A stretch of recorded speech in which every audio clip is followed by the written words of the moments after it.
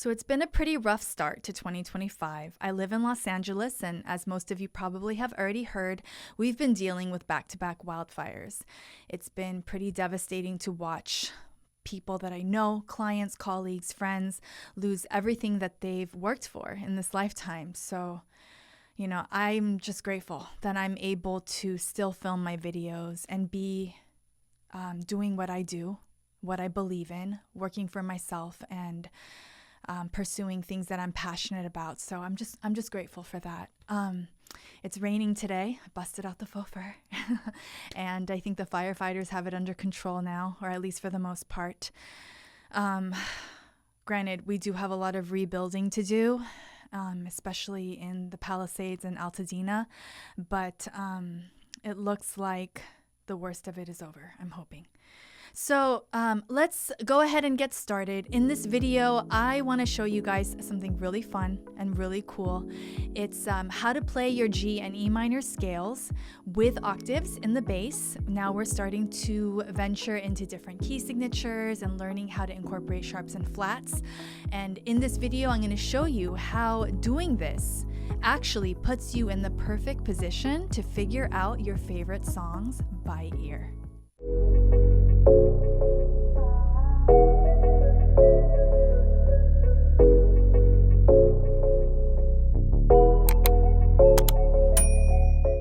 Hey guys, welcome back to my channel, or welcome if it's your first time here.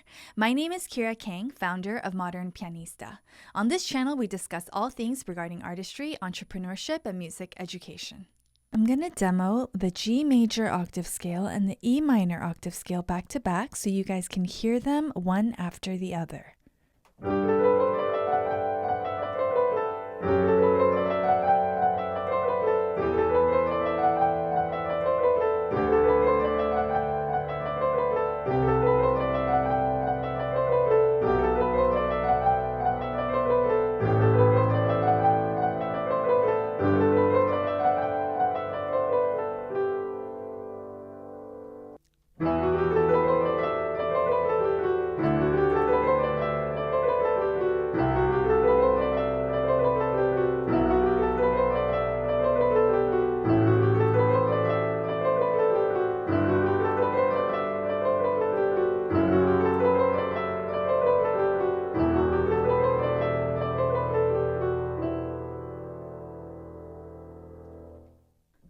Okay, so let's get into it. So your G major scale is going to have one sharp.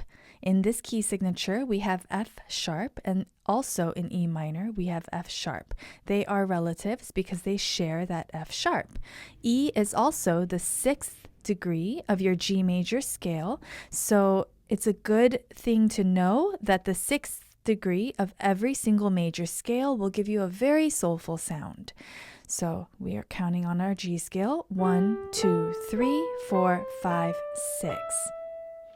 So the 6th degree of every major scale will be the relative minor. It also gives you a very soulful sound when you pair it like a G chord over E, which is just your E minor 7 chord in the grand scheme of things, but you can also think of it as G over E, like a slash chord. There's more than one way to think about things. So getting back to your G major scale, we're going to start up here. I normally like to start down here, but since we run out of notes, we don't have a G at the bottom. I'm going to shift everything up an octave. So let's start with your thumb on the G above middle C. So G, A, B with fingers 1, 2, 3. You're going to tuck your thumb under and play C. Open up, play D, E. Raise your 4th finger for F sharp and finish on G. This is the same finger pattern as your C scale, as your A minor scale, and also the E minor scale, which I'm going to show you in just a couple minutes. Again, your G scale is G, A, B, thumb on C. Open up, D, E, raise that 4th finger for F sharp, and finish on G. You come right back down, cross your 3 finger over for B. You're just undoing what you did, A and G.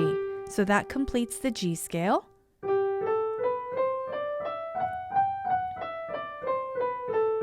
fingering is 1, 2, 3, 1, 2, 3, 4, 5. 5, 4, 3, 2, 1, 3, 2, 1. Okay? And then we're going to do octaves in the left hand. You're going to honor that F sharp on the way down. So G to G.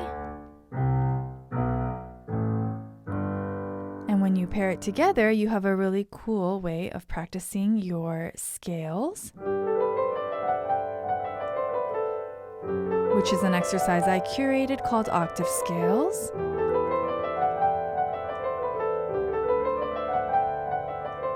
You can add some rhythm if you'd like.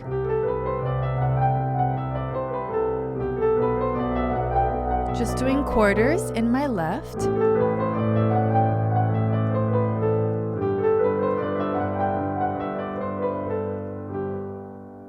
Okay, so as you build on these exercises, I'm going to start throwing out variations in different videos. The entire point of learning these octave scales is, yes, you want to learn the scale and you want to learn the key signature, but I also want you to feel free within that key signature. And the only way to feel free within that key signature is to be able to deviate from the traditional exercise. The most fun way to do this would be exploring some songs in the key of G and trying to figure that out by ear. That would be the most fun way to do it, but you can also just break up the scale. Say, for example, you're just doing the first 5 notes.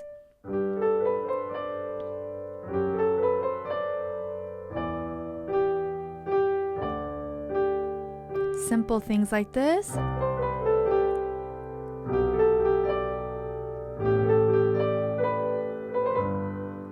Right? Little melodies that you can play on your G scale, which will get you very comfortable in the key of G. You don't even have to start on G. What if you were to start on the 3 or the 5 or my favorite, the 7?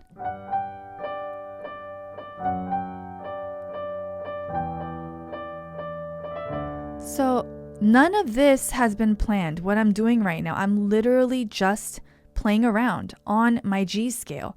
Start on the 5 now. Let's try the 5.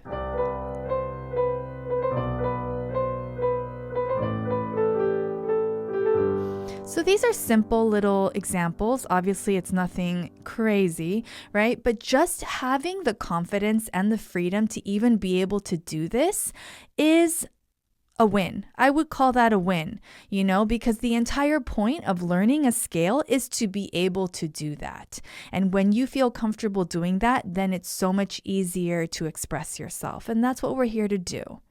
So let's head on over to our E minor scale. E minor is the relative of G, like I said. It shares the same F sharp. So this fingering here for this scale is going to be E, F sharp, G.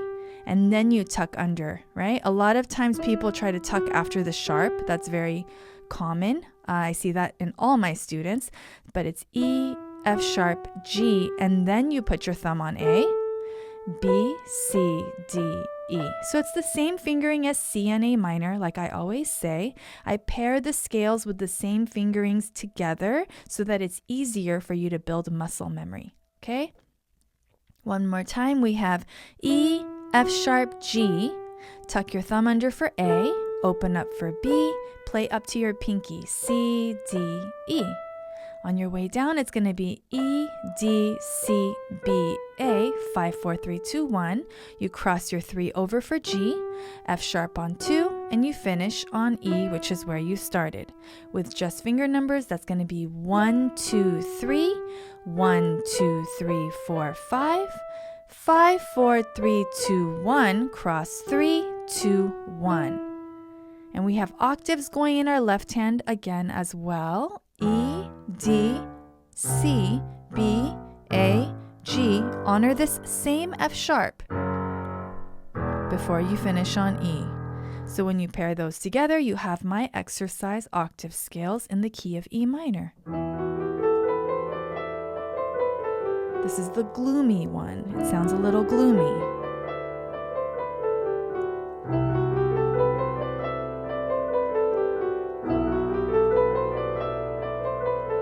Again, adding some quarter note rhythms in the left hand.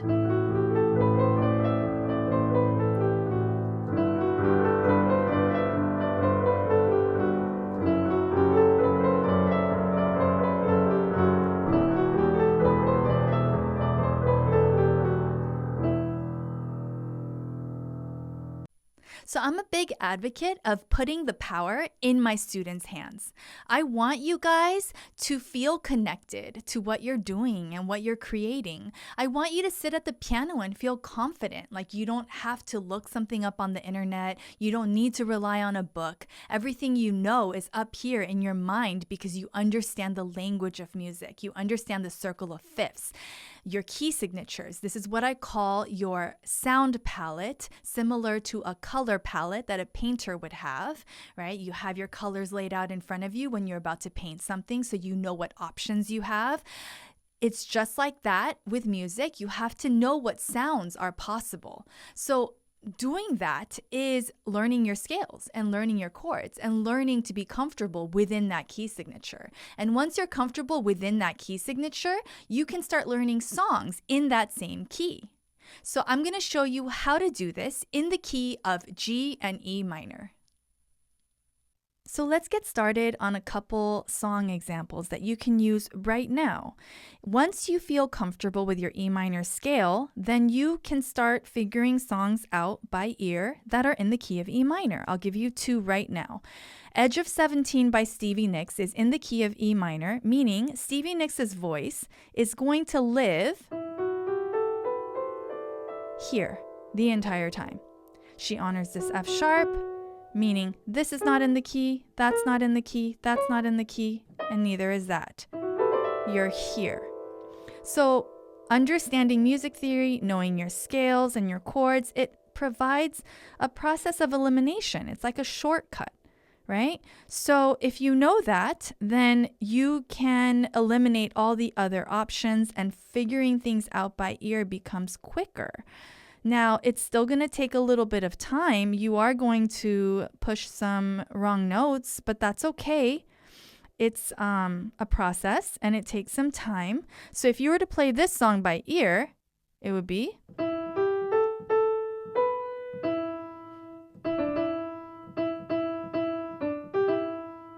right?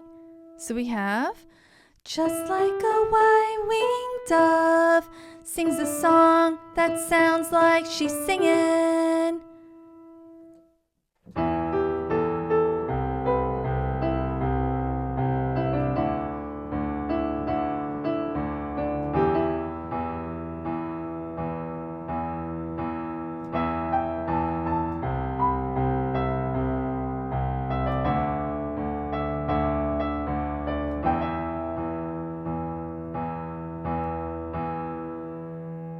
So start with your right hand first, figuring out the top line. You can figure out the whole song. I've taught this to my students in the past, and they did fabulous with it. It's a really fun song to play because it's a rock song, and you can get pretty crazy with your rhythms, especially with that guitar pattern that's happening. You would emulate that on your left hand.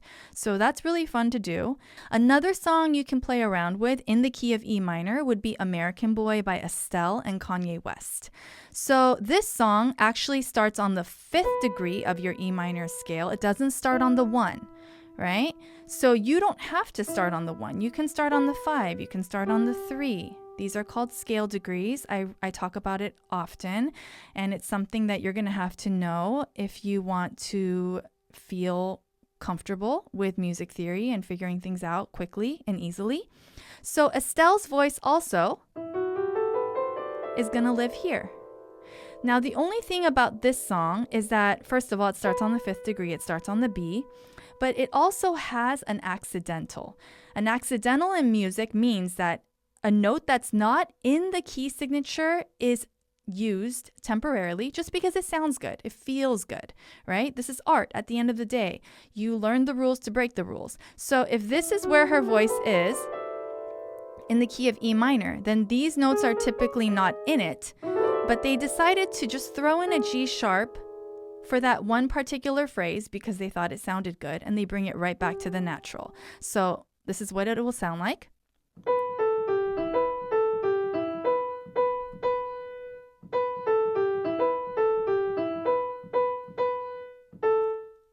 Here's that G sharp.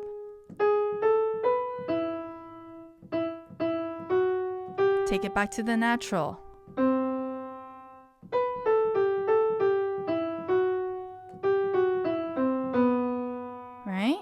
So this melody lives on the E minor scale, just like Stevie Nicks' Edge of 17 lives on the E minor scale.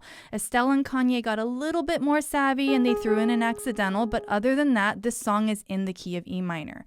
Now, another thing I want you to understand is that key signatures are like colors. You'll hear me say that in several of my videos. This is how I teach the language of music. I want you to think of it as a sound palette, just like a color palette for a painter or an artist.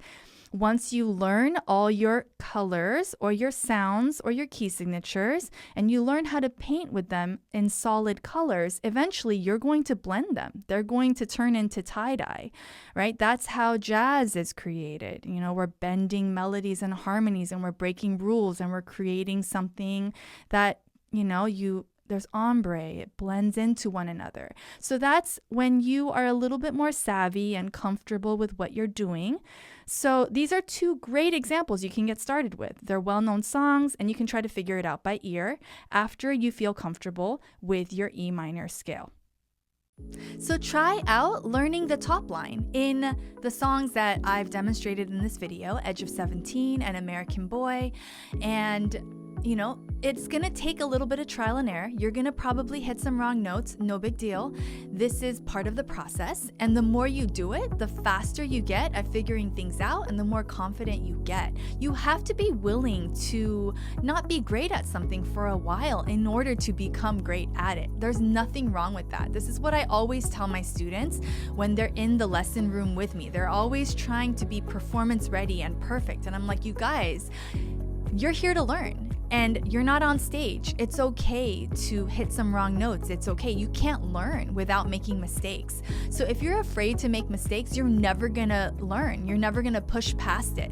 So hit some of those wrong notes. It's okay. As long as you know, okay, in the key of E minor, I've got F sharp. This is my territory. This is my playground. And this is where her voice lives. So as long as I keep noodling around and figuring it out, at some point, I will get there. So let me know how things are going in the comments below, and I'll see you in the next video. Bye.